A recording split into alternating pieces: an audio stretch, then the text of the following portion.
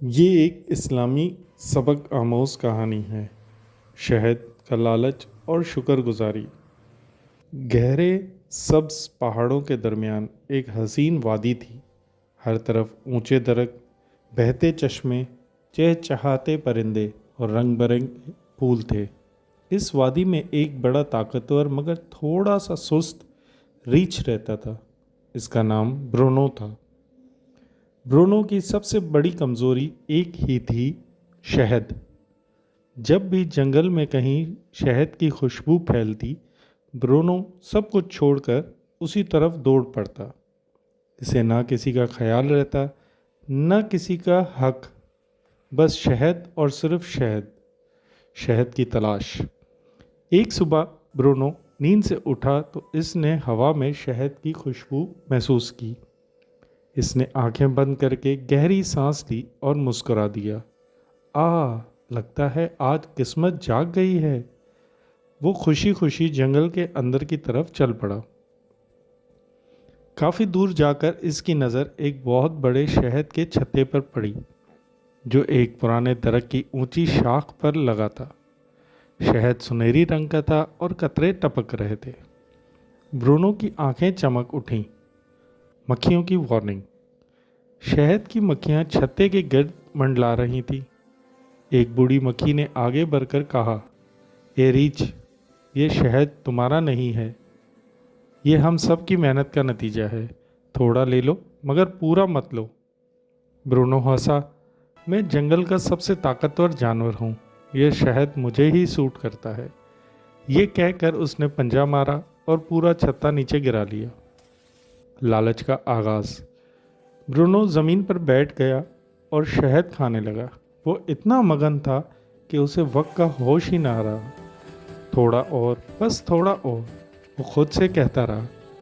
مکھیاں چیختی رہیں مگر برونو نے کسی کی نہ سنی۔ چند ہی لمحوں میں پورا شہد ختم ہو گیا۔ برونو نے اطمینان کا سانس لیا اور آنکھیں بند کر لیں۔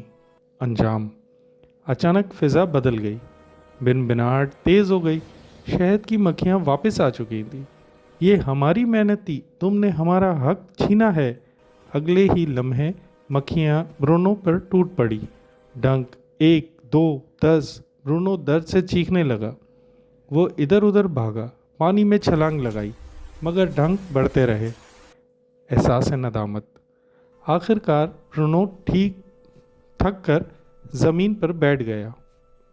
آنکھوں سے آنسو بہہ رہے تھے۔ میں نے غلطی کی، اس نے آہستہ سے کہا۔ اسے یاد آیا کہ اللہ تعالیٰ نعمتیں سب کے لیے پیدا کرتا ہے، نہ کہ صرف طاقتوروں کے لیے۔ اس نے آسمان کی طرف دیکھا اور دل میں کہا، یا اللہ، مجھے معاف کر دے، میں نے لالچ کیا، شکر ادا نہیں کیا۔ تبدیلی۔ کچھ دیر بعد مکھیاں رک گئیں۔ بوڑھی مکھی دوبارہ سامنے آئی۔ آخر تم نے سبق سیکھ لیا تو ہم تمہیں معاف کرتے ہیں۔ برونو نے سر جھکا لیا۔ آج کے بعد میں کبھی کسی کا حق نہیں چھینوں گا۔ نیا آغاز۔ اگلے دن برونو نے درختوں کے پاس پانی رکھا، پھول لگائے اور مکھیاں جہاں شہد بناتی وہیں پاس بیٹھ کر صرف دیکھتا۔ اگر وہ تھوڑا لیتا اور شکر ادا کرتا۔ اب وہ تھوڑا لیتا اور شکر ادا کرتا۔ برونو بدل چکا تھا۔ اختتام اور سبق۔ جنگل سب سے زیادہ خوشحال ہو گیا۔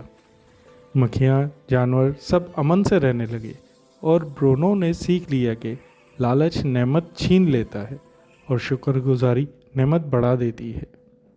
اسلامی سبق یہ ہے، پیارے بچوں، اس سے ہم سیکھتے ہیں نعمت پر شکر ادا کرنا ایمان کی علامت ہے، دوسروں کا حق کا خیال رکھنا فرض ہے، لالچ انسان کو نقصان پہنچاتا ہے، اللہ عاجزی اور شکر پسند کرتا ہے۔